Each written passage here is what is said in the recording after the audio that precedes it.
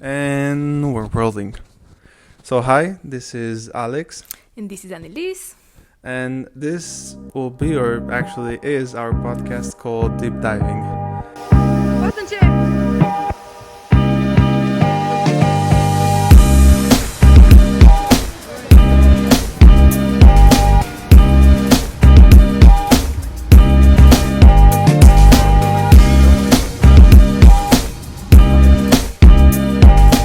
I think I proposed this idea to you last year after we came back from the States, and I had like a little depression episode in which I was kind of lost and I didn't know what to do. And so I really wanted to do something that I've been wanting to do for a long time and something different. So I was like, oh, yeah, well, why not make a podcast and talk about all the things that we talk about anyways in privately, but like do it on camera and see what it's like. But here we are, our first episode. Yes, finally. Yeah, it took a lot of time because we didn't have everything figured out, and I think we're both a little perfectionist. Yeah, I would say so. And yeah, we didn't have the logo, then we didn't have the camera or the microphones or whatever. Yeah, we're still improvising, like having to hold these little microphones in hand. But then Alex was like, come on, let's just start it. Like, we have to start somewhere, and then we will progress together with our topics, with the way it looks, with everything. So yeah, I thought he's right. Like, why do we have to wait for everything to be perfect before we start? And just a little disclaimer. We're not trying to educate anyone with our podcast. We just hope that the topics we approach are going to be conversation starters, and our aim is to encourage people to have open conversations with their friends about topics that matter, maybe. So yeah, this was just a disclaimer. Yeah, we're not trying to give advice to anybody or to educate. Exactly, and we kind of wanted to replicate that in the name of the podcast. We're kind of mocking the idea because although we're trying to get into a subject and go as deep as we can, we do acknowledge that we have our subjective perspectives, and even with the little or like with the research that we do, will not be able to comprehend like the whole subject. So we're just trying to, as she said, open up conversations. So, shall we start today's topic? Oh yeah, for today is honestly very fitting this year also, although we kind of like came up with the idea last year. It's very fitting for this year as well because I just came back from the States for the second time. And the subject is returning home after spending some time abroad. Both of us traveled quite a bit with our families in like childhood and teenage years. But going to the States for the summer, 2 times both of us, one summer together and then one summer on our own, was different. Like it was a total different experience because we actually managed to live in a country and experience how it is living there and making friends and having a job and like basically immersing ourselves in a new culture while the life at home keeps going and keeps being the life at home. And then we realized that when we return home, something feels different. It's a weird thing to describe because I've been describing this to all my friends or like trying to do so. It's, I don't know, although as she said, time moves on and people do their own things. But I don't know, it feels like you come home to the same routine and it feels the same for some reason. You go there and you spend 4 months. In our case, we spend 4 months each time. And you have all these amazing experiences and you meet all these different, like all these really cool people. And it's very exciting. You see new things, you see new places every day, you do stuff. And then you come back home and like people ask you like, I don't know, what was it like? And it's so hard to describe. It's like a feeling that you can't really describe in words. So how exactly does it feel to be abroad? Well, what makes it feel so good or so different? I don't know. For me, at least, I really like the culture shock, if you may. Although I don't feel it as a shock. I feel it like a room for learning more. I don't know. I really enjoy, and I've noticed this year as well. I really enjoy talking to people and hearing their stories from back home, and that's what excites me. It's like hearing all these experiences and then creating new experiences with these people. And I don't know, everything seems enjoyable in a way. Although you kind of like you have your ups and downs. You don't like maybe your work. At least I didn't for neither of the years that I've been in the States. But at the end of the day, it's such an amazing experience. For me, I think what makes it feel good is, yes, the people, yes, the experience, even the job for me, because somehow I enjoyed the jobs, even though they were pretty lame. I enjoyed working and doing those kind of stuff. But for me, I think is like the lack of responsibility. Like there's no end game. Like, I don't know, you can just do whatever, you can be whoever you want to be. I don't know, it's just that lack of responsibility. And I don't think that's a good thing to live in that lack of responsibility kind of flow. But yeah, I think that's what makes me feel so free and spontaneous. Because like, what can go wrong?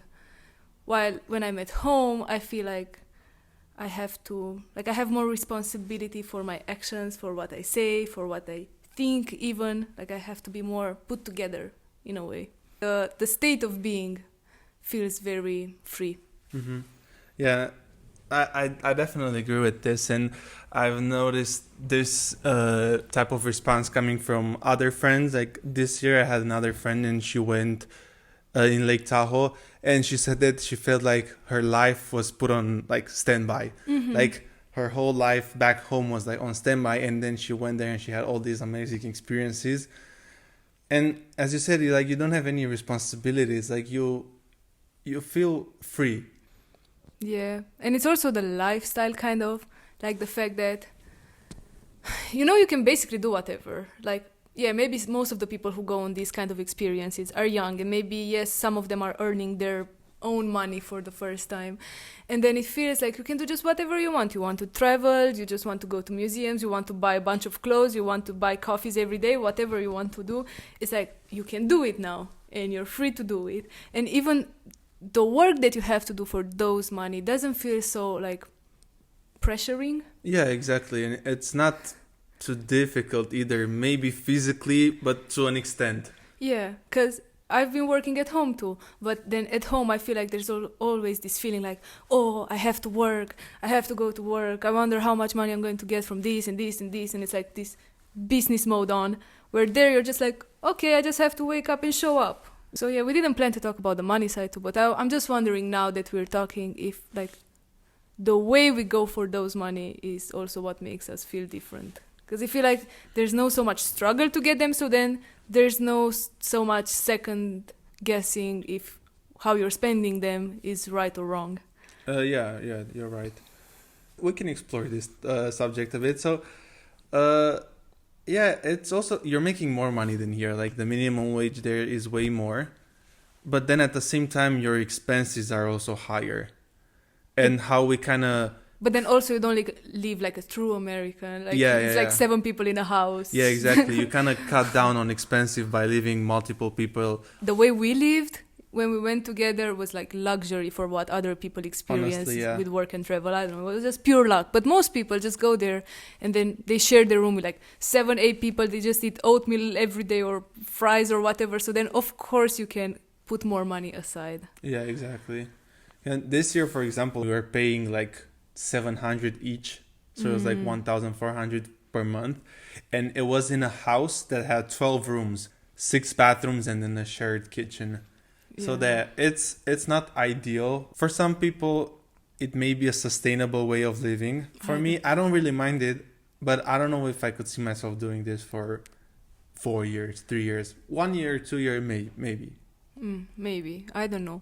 Because when I'm thinking about myself, for some reason it feels acceptable to do it there, but I would never do it at home.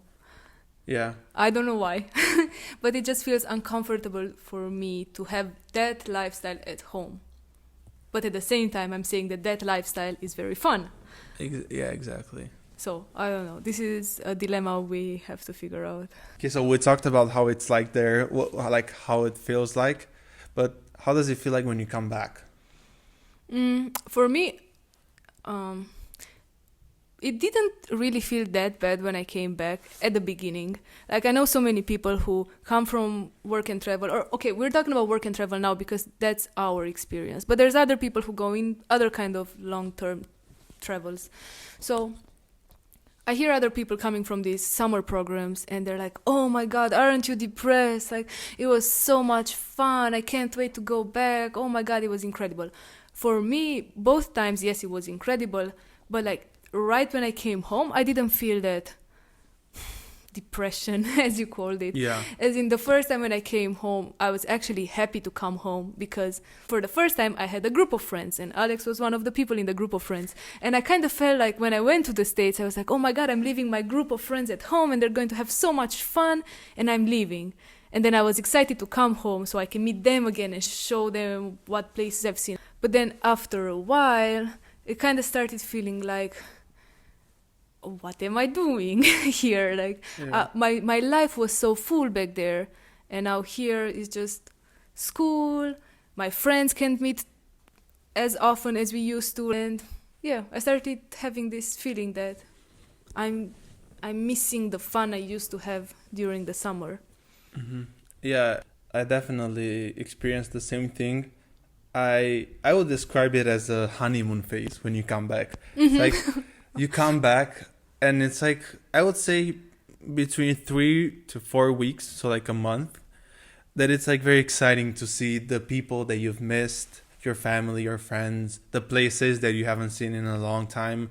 I don't know, go to that coffee shop that you really like. But after you kind of do everything that you've thought of while in the States, everything started to settle in, you know, like, okay, I'm going back to my routine and you can feel it.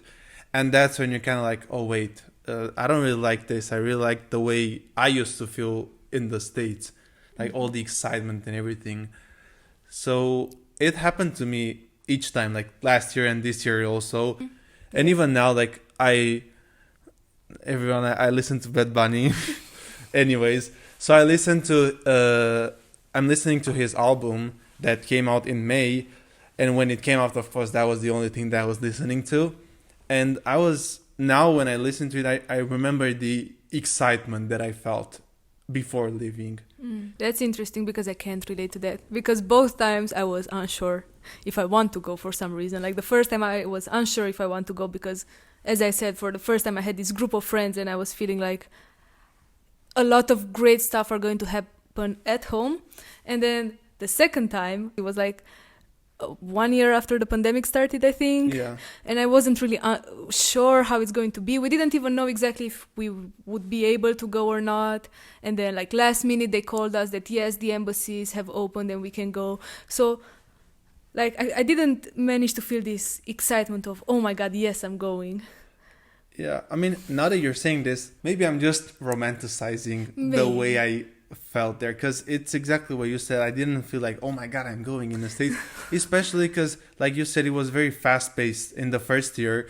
And the second year, I was in school, I had my exams, then I went to Barcelona, like right in May, so I didn't really have time to think. And I even remember before going, that we met up, and I was telling you that, oh, I feel like weird because I don't feel excited. Exactly. And in a way, I felt like I made some new friends here, and I thought that I'm kind of living in the middle of something. Like I haven't explored my friendships or the experience that I could have had with them. But that's super interesting now that you say that you feel like you were living in the middle of something, because I'm thinking now that we think about these summers abroad like a very good, life-changing, super fun experience. But then what if like the same time if you would have spent it here would have been the same? Because you said like you left in the middle of something. So what do you think would have happened if you stayed? I don't know what I would have done, because at the same time, when I'm there, like once I'm there, I couldn't have imagined doing anything else. Yeah, that's one of my thoughts. Because like, okay, during the year, it is how it is. Maybe you have school, maybe you have work, maybe, I don't know, you go to the gym, whatever. But then when the summer hits, it's like, what am I doing with my summer if I'm not doing that? Yeah, exactly. So I think that's one of my biggest fears. Like, what am I doing with the summer now? Yeah.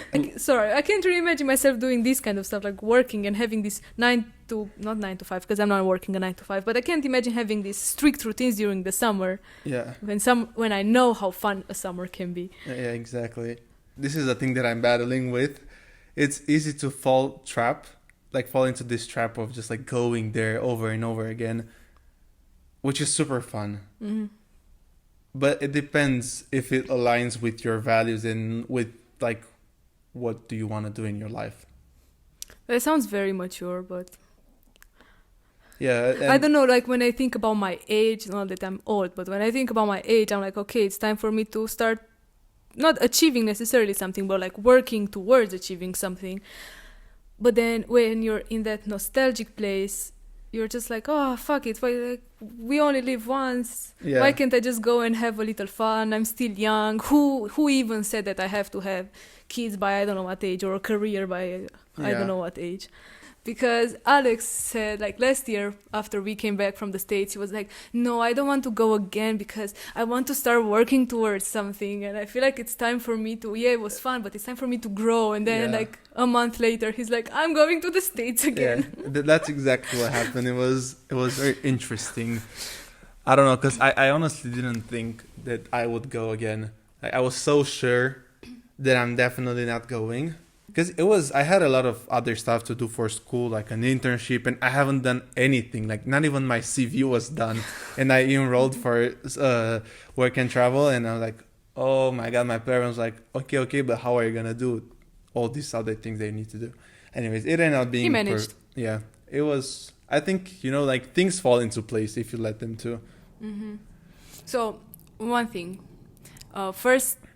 My first summer was in San Diego. Our summer together was in New York. And then your second summer was in San Francisco. Yeah. And yes, all of them are super cool places. Again, we were lucky. We managed to land in these amazing places. And what I want to ask you is, do you think it's the place that shapes the experience? I actually talked about this, I think, this summer with someone.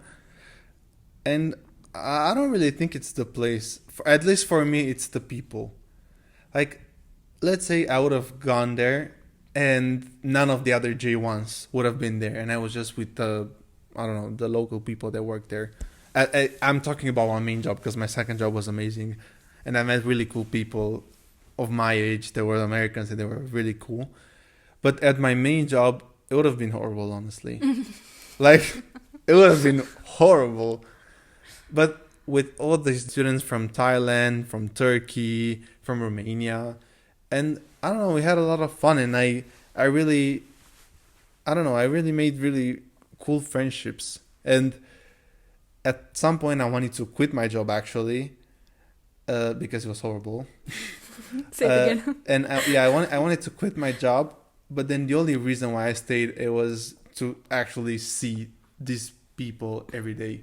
Mm-hmm. Because, I don't know, we had a lot of fun. So you think it's just the people? Not just the people, but I think mostly what makes the experience is mostly the people, but it is the place also, because I don't think I would have liked it to go in a small town. From this kind of perspective, yes, big cities are very cool because we didn't want to just go there and make money and then come back with a new iPhone. Like, there's so much more you can do in New York than in I don't know what little village at a resort where old people go. Yeah, exactly. It was like, that was the thing for me, and that's how I chose the locations. I thought that they could offer me the most, culturally and in any aspect, honestly. It's like, there's so much stuff to do, more in New York than in San Francisco, but I really like San Francisco because it kind of opened me towards nature. So yeah, for me, to kind of like actually stick to the point, I think I would say it's 75% people and then 25% the place. That sounds a little unfair to me because it's your point and it's valid. But why it sounds unfair is because I'm trying to put myself in the place of the people from home, like our friends and our family, and then me trying to say that, oh, it's the people that made my experience so cool. It's kind of like I'm saying, my friends back home are lame, or my family is not fun enough, or like the people who live in my country are lame and I have to go there to finally find some people on my level. I'm joking. I know that's not what you meant. Yeah. But yes, so I'm trying to understand like why is it that I feel better there than here. And like, although yes, the people you meet can make it fun, the city can make it fun, because okay, you can't compare our city, Cluj-Napoca in Romania, with New York, of course. New York has way more to offer from events and people and diversity and everything. But then I was trying to think like how I am differently in these two situations, like how I am different in the States versus at home. And I realized there's this like lack of spontaneity in me and of like initiative, and I don't know, I'm less open-minded, let's say, when I come home, and I tend to do the same exact things and then say it's my hometown that is boring, even though it's like me who doesn't seek so much experience, like so much fun and spontaneity in the like day-to-day life. There's like a discrepancy between the way you view things here and the way you view things there. Because it's exactly what you said. You go there, you're like excited to see all these new places and meet these all like new people. And I think that kind of makes you step outside of your comfort zone in a lot of the situations. And you end up doing things that you wouldn't have done back home. Exactly. We had 2 music festivals here. I've never volunteered for any of them. There I went and I volunteered and I like had so much fun, and I don't know, I met cool people, and I don't know, stuff like I wouldn't have done back home. It's exactly because here you kind of know everything. You're kind of like established. You have this established persona, if you may, and it's hard to try and change it or shape it in a different way. It's not impossible. You can definitely do it. But the context of being somewhere foreign, I think, kind of sets you up for success in shaping you as a different person or trying new things. Because you're put in a somewhat uncomfortable situation. Exactly. So I think that's when we start associating the fun experiences we have with the place, like with the places we see. Yeah. And that's why we think, oh, life is so much greater there. But it's just like our way of being there that makes life great there. So I don't think it's so much about the place. I definitely agree with you. I mean, I say this, but I'm not saying I'm acting accordingly. That's why I think like the question is like, how can we seek fun and spontaneity at home? At home, yeah. I don't know. I think we have to start doing things that we don't normally do. Like, for example, I know I say this all the time. I said this last year also, that you should be a tourist in your own city, but it's harder said than done. But, easier said than done. Yeah, it's easier. Oh yeah, exactly.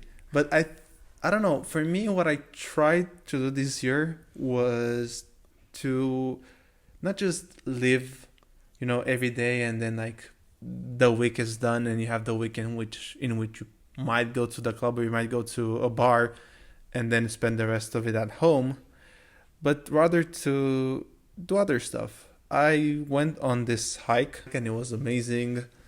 And I don't know, it was cool because I also went with it was kind of like a weird group. I mean, it wasn't weird, but it wasn't like, oh my God, I'm going with my best friends. I went with my best friend actually.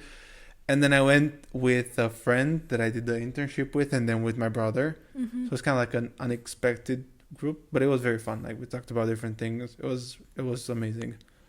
So I would encourage people to actually do this type of things. And I don't know, maybe you go kayaking. I really want to go kayaking, but next. I mean, in spring, because now it's pretty cold. Like, I don't know, do hikes or just go explore a new city. There's so many places that I haven't seen in Romania. Yeah. And it's funny that you see this shift in perspective that you have when you go abroad and then when you come back home. But then you realize that there's so much stuff that you can still do here that you haven't done before.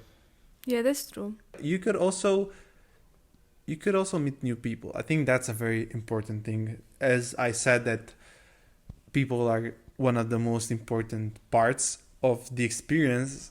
It's the same. I think it relates back at home also, because Although I feel like it's a little challenging to meet new people at home for some reason, or at least for me. it is. Although I want to, but I think it's like you already have your friend group, people have their friend group. I think it is challenging, and I think it's only gonna get more challenging with age. Mm-hmm. Because let's be real, like you mostly meet new people in, I don't know, different scenarios, but you have to be in like kind of like a community. Mm-hmm.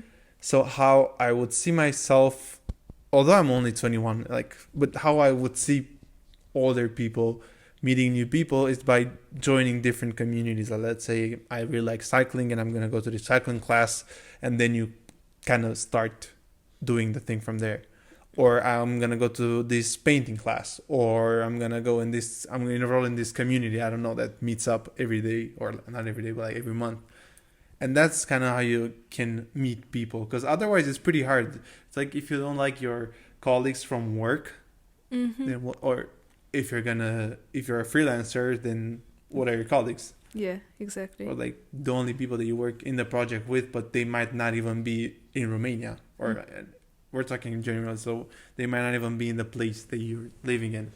Yeah. So then I guess that this would be the only way of meeting people. It's like kind of meeting like-minded people. You know what I'm thinking now is that it would be cool for us to kind of like facilitate communities, like get the gathering of communities. I think it would be a cool thing to try to gather like-minded people. Because let's say like you don't really have to be of course they have common values or interests or ideas, but like some people maybe don't have it like yet figured out that, oh, I want to learn painting or dancing or stuff. They just want people to hang around with, and maybe you're into painting and I'm into lifting heavy weights, but that's like not what defines me as a person. The fact that I go to the gym and you do graphic design on the computer doesn't make us less suitable to be friends. Yeah, no, it's very true. So And who knows, maybe we're going to start doing gatherings in Cluj. we'll see.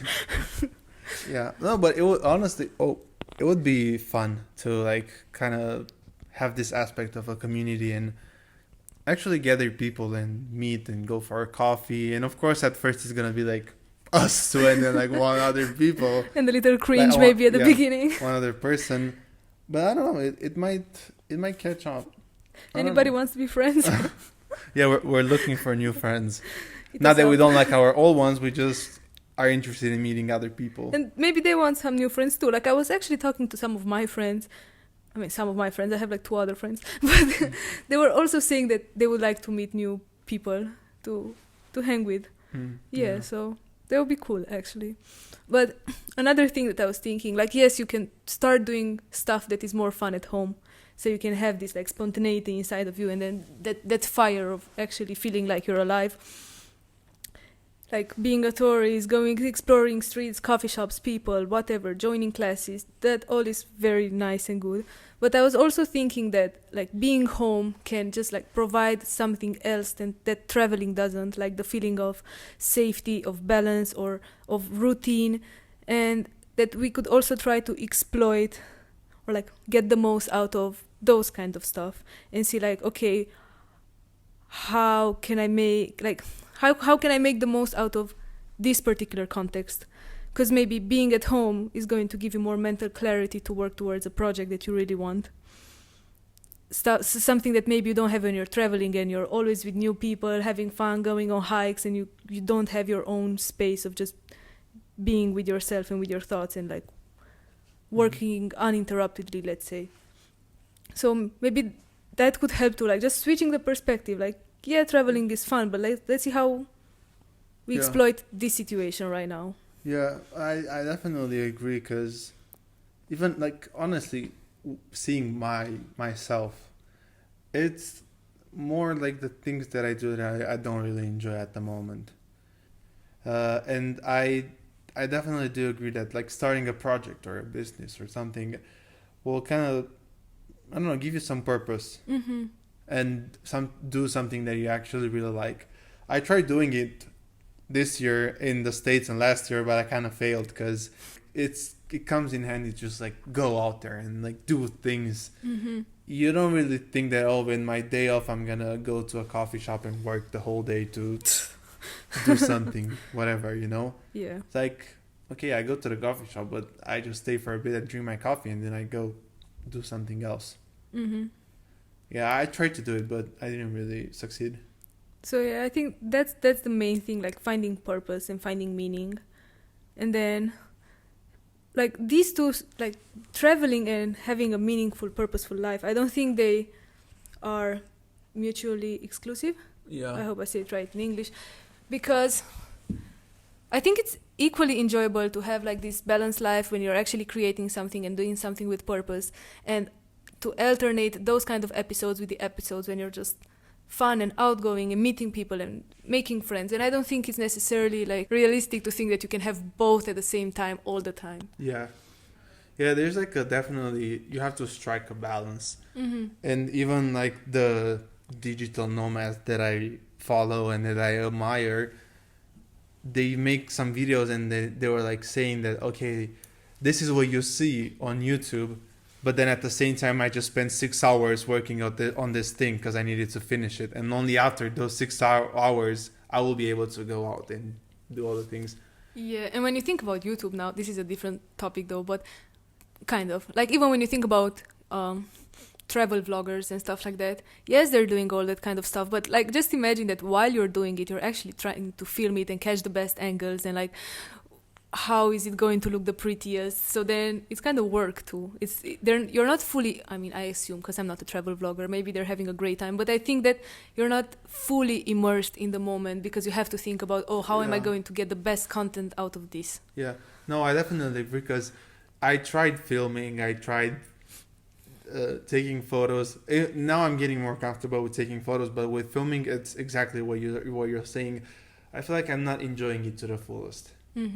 But yeah, I don't know. You found something on the internet with this person saying that we find ourselves living Peter Pan-like existences. I'm entering middle age with nothing tangible to show for it, and you said that you wouldn't mind doing it like Damon does it. Like Damon is a YouTuber, I guess. Yeah, he's like, we talk about him as if he's our friend. Well, he's not yet. Yeah, not yet. But yeah, we really, or I'm just gonna talk for myself, but I know she shares the same feelings. I really like him and I really admire what he does, and yeah, I wouldn't mind like being all over the place. I don't know, or like.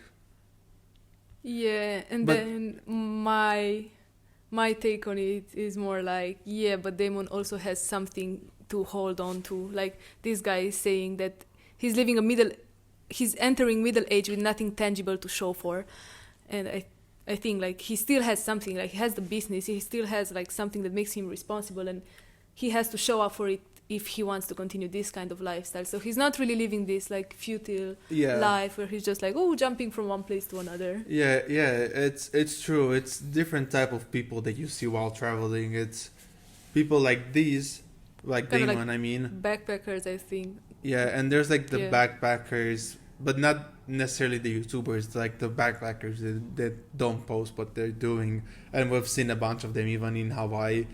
It's like, yeah, people who are like, okay, like whatever, fuck it, I'm just gonna go there and I'll see I'll make the most out of my life. And I really like that mentality, don't get me wrong. But then if you also have like something that you want to do career wise, yeah, you kinda need to balance it. Yeah. I don't really see how it's sustainable to live that kind of lifestyle when you're just like, fuck it, I'm in the moment.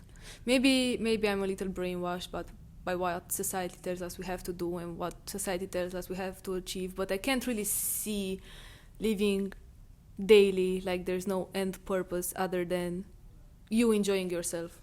Yeah. Like there has to be something deeper than that, or like more than just your own pleasure.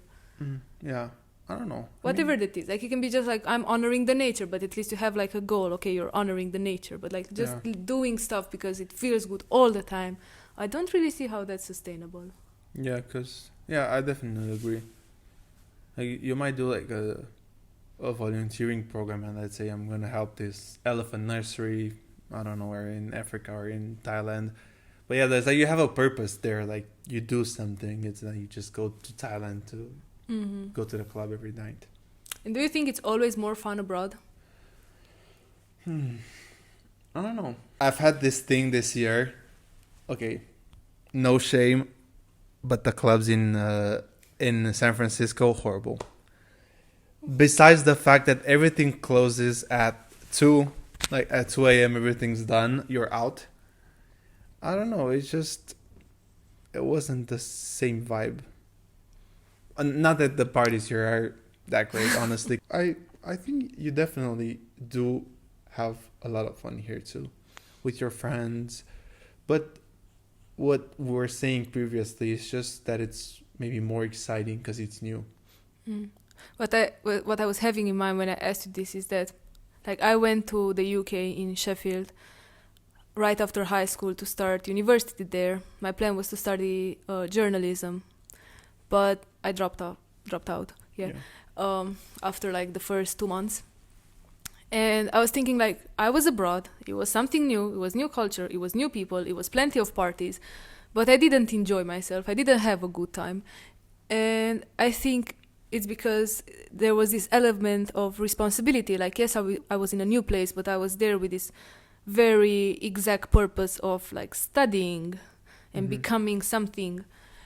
And so, yes, I was thinking that traveling and being abroad can be extremely fun, but I don't know if it's the same for people who just do it for work or studying or... Yeah, I don't know either. I was wondering the same thing. Like, how are the people who are studying? Like, we have friends that are abroad right now. They're studying. And, like, how do they feel? Do they think that it's better there? How do you feel? Do you feel better there? Do you not feel... It's like, is it always better? Because I'm sure it's not for everyone, because I know people that have come back. Yeah, it definitely wasn't for me, or at least not at that age, because I was 18, I was alone. Like, there's a lot of Romanian students who go, let's say, to the Netherlands, but like a lot of them go there, so they usually know at least like 1 or 2 people if not in the same university, at least in the same area. But I was just like alone in this place called Sheffield, and my English was okay, but like wasn't even that great, or I was nervous to actually go and speak to people. So yeah, I'm wondering too if they experience this feeling of nostalgia when they come home the same way we did. Yeah, it depends. We have to ask one of them. Special guest next time. Because we definitely associate like our experience there with the way that we felt. Because if you didn't like your job, or if you don't like what you're studying, then you might not like it as much. I don't know. And I want to ask you something. What's the reaction you get from people when you come from a place and you start telling them all your amazing stories and stuff like that? Oh my God. Yeah, so I don't know. So some of them are excited to ask you. And then they ask you, and you start actually telling them. For me, I want to actually explain everything in detail. So I'm like, yeah, I did this, and like I want to immerse them in the story and actually kind of like try and make them feel the same way that I felt, although it's impossible, but I'm trying. And some of them actually appreciate it and they pay attention, but most people just like, when you start getting into detail, they kind of get bored. And you can see it on their faces, or they start, I don't know, playing on their phone or something. And because I think most people... By the way, that's a very ugly thing to do. Stop taking your phones out when somebody's talking to you. Yeah, but anyway, so yeah, they just like ask you, and I think they expect a short answer, just like to kind of, I don't know, to validate their thoughts about the experience that you had. Like, oh yeah, it was great. Okay, it was great. I had all these friends that said it was great, so it must be great. But they don't expect you to actually explain the whole thing and like how you felt. I've read this when we were doing research. It was this thing that like I don't know. People might so they might not like it because either they're bored, as you said, or they might be jealous. Which I think it's I don't know. It's I don't want to assume that they are jealous because then I implicitly say like you said off camera that Yeah, like, but somehow I think that some of them might be jealous, but then I feel bad saying it out loud because then I'm like, who are you to think that people are jealous on your life? But then, yeah, there might be a little element of jealousy there. I don't know, maybe it varies from person to person. Maybe some people are super excited with their life. We have this friend, I won't tell her name, it's a she. And she was telling me that she spent a few months abroad and she went to school there and she fell in love and she had these amazing stories and everything and experiences, and then she came home to her group of friends, and she has like a pretty solid group of friends. They've known each other for a really long time, celebrate all sorts of stuff together, like big events in their lives, and like not even one person asked her like how was her summer, not her summer, sorry, her experience. Even if they did ask her, it was more like you said, like waiting for a short answer. Like, did you feel good? Okay, let's go. Now let's have a shot and let's talk about the stuff we always talk about and let's start partying and let's start having fun. And she was a little like speechless. Like she was left speechless because she was like, oh my God, like I had this life-changing experience and everybody's pretending like nothing happened. yeah. I think people do it unconsciously. I think they want you to be the same. They want you they you know you left and they still have this idea of you, like how you were before going, and then you come back and they might still want you the same. So I think people just kind of like dismiss this experience and they're like, okay, it's enough. Like let's do the things that we used to do, so that nothing feels as if it changed.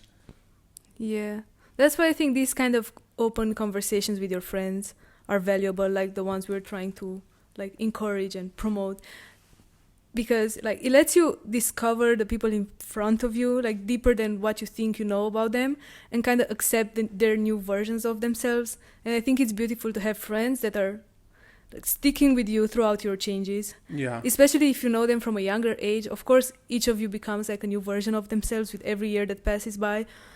And yeah, I think it's beautiful to just like accept the new versions and keep going with the new person you have in front of you, and not just stick to the same old picture you have in your head. Yeah. There's like this other thing that I wanted to talk about. So there was this article that was talking about this movie that I haven't seen, which is called A Map for Saturday, and it's about a man's like traveling experiences, but it's full of interviews of other travelers. And there was this kind of like eerie, strange conclusion that was kind of gathered from everyone, and everyone said, and I'm quoting it, is they said that like home is wonderful, but it seems very different, and in some ways it's no longer home. You've changed, you're different, but life back home isn't. Which is kind of interesting, because even when we like decided to do this podcast, I was expecting to find somewhat of a similar thing online, but I wasn't expecting it to be the exact same as I felt. I don't think necessarily that home is always the same, like nobody changes, nothing ever changes. That's kind of like self-centered in a way, to think that only you went through stuff and only you changed. Like yes, maybe for you or for us, stuff were more like visible, like we had encounters with people from all over the world and we saw this and this and this place or whatever. But for the people at home, maybe the change is more like internally, what they thought, what they've experienced, how they grew their relations with others, like their families or friends or stuff. So I think we have to just like perceive change from a multi-dimensional perspective, not just like like physical experience. And to maybe this is something we can do too, like to start trying to have conversations, like nice conversations with the people at home too, like see how they've changed, how they experience life, how they see life, and maybe then stuff won't seem so much the same anymore. No, it is true, because Yeah, maybe I'm being a little bit selfish or self-centered, as you said. No, I think all of us think that though. But yeah, I was trying to no, but I give some reason. I definitely understand, because it's very easy to think that, oh, you're the only one who changed. But maybe people, I don't know, they started a job, they, like, something in their family happened. Like, of course, everyone changes constantly, and yeah, okay, when you come back, maybe the focus is on you. But then it's also nice to always ask the others and actually be interested in what they have to say. Because at the end of the day, it's like you haven't seen each other for 4 months. And you want to know stuff about them too. Yeah, now that we're talking about this, I definitely can see how, especially after my first summer in the States, if I'm being honest with myself, I really didn't care what my family did. Like, I was like, oh my God, guys, I just came from the States and I had this amazing summer, and like, you're really telling me that you went to Italy for a week, sorry. And now that I'm thinking about it, I'm like, this is so dumb for me to think that I am more entitled to the attention of my my listeners. Yeah, exactly. Yeah. Okay, we've been talking for a really long time. Yeah. So I just want to ask you one last thing. What if there actually are places that feel more home than home? I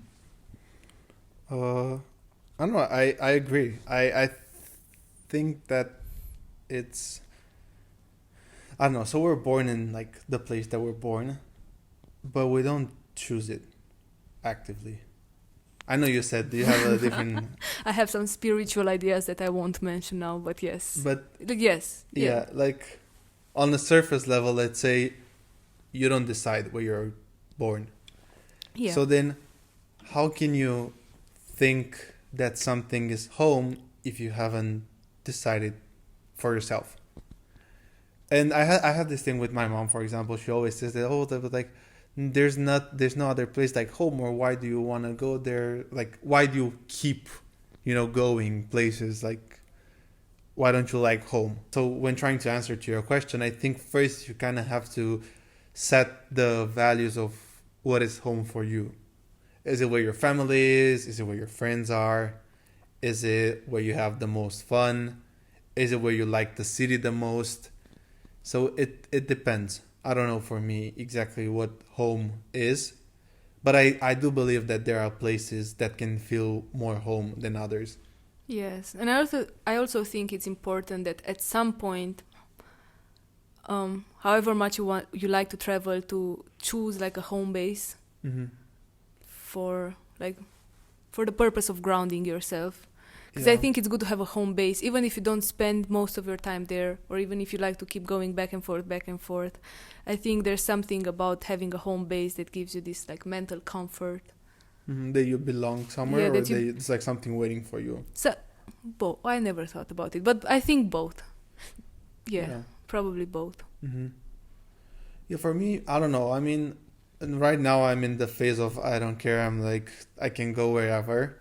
And I don't see myself like setting roots anywhere. But I don't know what the future holds, so I can't be sure of anything. Oh, well, stay tuned to see where life takes Alex. Yeah, honestly. And myself. It might be very interesting. We'll see. But yeah, I mean, this is also a question that we also would like to ask you guys. Like, I don't know, do you consider your home... or like not your home, but the place that you're from, your home? Or do you feel like you're closer or more attached to another place? We kind of didn't really find home ourselves.